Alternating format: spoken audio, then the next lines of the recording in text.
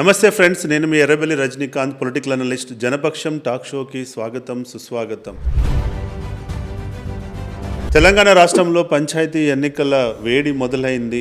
ఏ గ్రామంలో చూసినా ఓట్ల పండుగ నడుస్తుంది. ఈ సందర్భంలో మాకున్నటువంటి రాజకీయ అనుభవంతో, మాకున్నటువంటి పొలిటికల్ కన్సల్టింగ్ అనుభవంతో ఒక మంచి వీడియో సిరీస్ తో మేము ముందుకు వచ్చాము. ఈ వీడియో సిరీస్ లో 15 ఎపిసోడ్స్ చేయబోతున్నాము. ఇది 2వ ఎపిసోడ్. మీరు కంపల్సరీ ఈ అన్ని ఎపిసోడ్స్ ని చూస్తే మీరు ఎన్నికల్లో పోటీ చేయాలనుకున్న వాళ్ళకి అకాడమిక్ గా ఇది ఎంతో ఉపయోగపడుతుంది అన్నది మా ఉద్దేశం. ఇక ఈ వీడియో సబ్జెక్ట్ విషయాన్ని గనక మనం వచ్చినట్లయితే, ఎన్నికల్లో ఖర్చు తగ్గియడం ఎలా, అసలు ఎన్నికల్లో ఖర్చుని 50% ఎలా తగ్గించుకోవాలి, అసలు ఖర్చు లేకుండా ఎలక్షన్ చేయడం ఎలా అనేటువంటి అంశాలపై నేను ఈ వీడియోలో చర్చించబోతున్నాను. కంపల్సరీ మీరు ఈ వీడియోని చివరి వరకు చూస్తే మీకు ఇది డెఫినెట్ గా పోటీ చేయాలనుకున్న వాళ్ళకి ఇది ఎంతో కొంత సహాయపడుతుందని చెప్పి ఆశిస్తున్నాను. సో చాలా మంది ఎన్నికల్లో ఖర్చు పెట్టకండి అని చెప్తున్నారు, కానీ అభ్యర్థులు ఒకసారి పోటీలో దిగిన తర్వాత వాళ్ళ ఖర్చు వాళ్ళ చేతుల్లో ఉండట్లేదన్నది వాస్తవం. ఎందుకంటే ఒకసారి పోటీలో దిగిన తర్వాత పరువు పోతుందనో ప్రతిష్ట కోసమో ముండిగా పోయి చాలా మంది లీడర్లు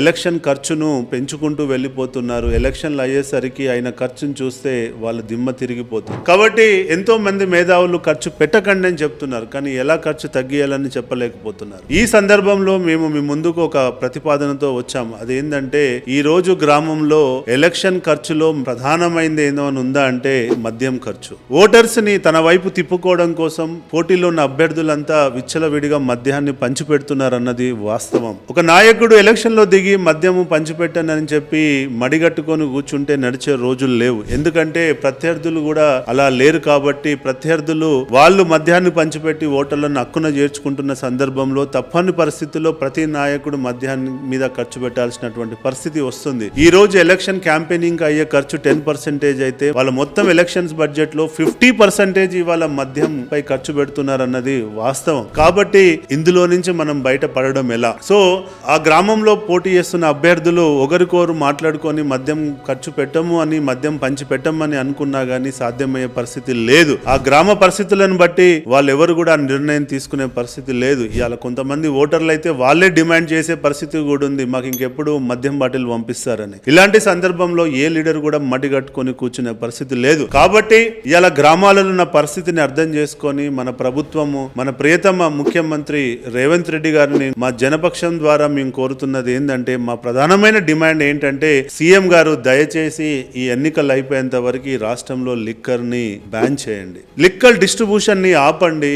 అన్ని అవుట్లెట్స్ ని సీజ్ చేయండి. మీరు గనక డిసెంబర్ 15 వరకు గనక ఈ లిక్కర్ ని గనక బ్యాన్ చేయగలిగితే డెఫినెట్ గా ఇది ప్రజలకి ఉపయోగపడుతుంది. ఎలక్షన్ ఖర్చును తగ్గియగలుగుతారు. నాయకులపై ఎలక్షన్ భారాన్ని కూడా మీరు తగ్గియగలుగుతారు. మీరు గనక ఇప్పటికి మీరు ఎంతో రాజకీయం చేస్తున్నారు, మీకు తెలుసు ఇవాళ గ్రామ స్థాయిలో ఏ నాయకుడు కూడా ఆర్థికంగా బలంగా లేడు అని. రేపు వాళ్ళు డబ్బు ఖర్చు పెట్టి గెలిచినా గానీ రేపు మీకే భారం అవుతుంది, మీ ప్రభుత్వానికే భారం అవుతుంది. వాళ్ళ డబ్బును చేసుకునే క్రమంలో ఎన్నో తప్పులు చేస్తారు, తద్వారా మీ ప్రభుత్వంపై ఎంతో కొంత వ్యతిరేకతని మీరు మూటగట్టుకోవాల్సి వస్తుంది. కాబట్టి అవన్నీ భవిష్యత్తును గుర్తుంచుకొని, మన లీడర్ల యొక్క భవిష్యత్తును గుర్తుంచుకొని వాళ్ళకు మంచి చేయాలని అనుకుంటే మీరు దయచేసి ముందుకొచ్చి ఈ 15 రోజుల పాటు లిక్కర్ ని ఈ రాష్ట్రంలో బ్యాన్ చేయాలని చెప్పి మనస్ఫూర్తిగా మిమ్మల్ని రిక్వెస్ట్ చేస్తున్నాం. మీరు ఇది స్పందిస్తారని చెప్పి కూడా అనుకుంటున్నాం. ఇప్పటి వరకు ఉన్న గణాంకాలను చూస్తే తెలంగాణ రాష్ట్రంలో యావరేజ్ గా ప్రతి నెల 3,000 కోట్ల లిక్కర్ సేల్ అవుతుంది. ఎలక్షన్స్ టైంలో అది 50% పెరిగే అవకాశం ఉంది. అంటే 1,500 కోట్లు పెరిగే అవకాశం ఉంది. అంటే 3,000 కోట్ల నుంచి 4,500 కోట్లకు పెరిగే అవకాశం ఉంది. ఈ 1,500 కోట్ల భారాన్ని మన లీడర్లపై పెట్టొద్దు అనుకుంటే మీరు ముందుకొచ్చి లిక్కర్ ని బ్యాన్ చేయాలని చెప్పి మనస్ఫూర్తిగా కోరుకుంటున్నాం. జై హింద్.